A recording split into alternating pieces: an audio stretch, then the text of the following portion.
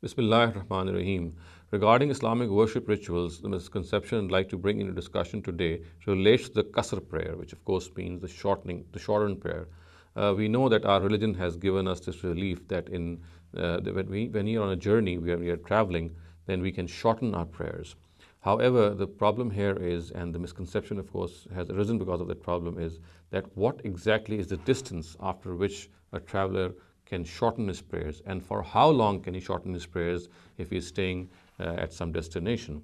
Now, there are different opinions in this regard. Thus, for example, we find the jurists of the Hanafite jurists, Imam Abu Hanifa in particular, saying that 15 days is the time period beyond which a person cannot say these Qasr prayers. He must say the full prayer. Similarly, the Malikites and the Shafi'ites say that this period is 4 days, 4 full days, after which a person must offer the full prayer. At the same time, the distance also is different, reported by different jurists. Thus, for example, we have various distances from 3 to 48 miles between which this Qasr prayer can be offered. And as one can gather, this difference of opinion, both in the extent of the stay as well as the distance, is probably because of the fact that the Prophet Muhammad ﷺ was observed to have shortened his prayer in different journeys to different extents, in different distances and different times in which he spent in that place. Now, the reason for this difference of opinion is that people have perhaps failed to realize that in this regard, it is not the distance or the extent of stay that counts. It is actually the state of discomfort and the state of being in a journey in which a person is, of course, he's in a certain amount of discomfort, he's in a certain amount of, even in a certain amount of fear, that he's not settled in his life routine. That makes him entitled to the fact that he can shorten his prayer. So primarily, when Prophet Muhammad ﷺ is reported to have shortened his prayers for different distances and for different spans of time, it was because that this discomfort was different in different journeys. Hence, the thing or the lesson that we can learn from this, or the message that we engage from this, is that it is not the distance or the span which has been prescribed by religion.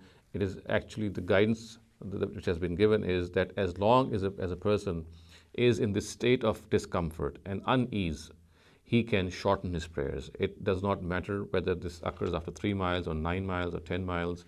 The distance is immaterial. Similarly, the span in which he's staying in a journey is also immaterial. The thing that counts is that unease and in the discomfort that he's in. As long as he in that discomfort and that state of uneasiness, he can shorten his prayers. So this is what the basic guidance that we can find from the Prophet Muhammad ﷺ's own practice. And therefore, we must not insist on a particular distance, and we must not also insist on a particular span in which we stay at a destination. Also, if this is the right approach, then we must also conclude that this can vary from person to person and also from journey to journey. Thus, for example, there could be journeys in which a person does not feel discomfort at all, so he should not shorten his prayers. Similarly, there could be journeys in which he feels a lot of discomfort even if a lot of time has passed. Similarly, there could be very short distances after which he starts to feel discomfort. So, or vice versa. So, as I said earlier on, the primary thing that needs to be understood here is that as long as a person feels this uneasiness, this discomfort of a journey, he is allowed to shorten his prayers. In this regard, it is needless and not the right approach if we insist on a certain span of a journey in which we stay at a place. Similarly, it's not correct to insist that after such and such a distance, we must at all cost shorten our prayers. As I said earlier on, I'm going to repeat here, the primary thing here is that state of uneasiness and discomfort. As long as it remains, a person can offer the Qasr prayer, and as soon as that goes, he must offer the full prayer. أقول قولي هذا واستغفر الله لي ولكم ولسائر المسلمين والمسلمات.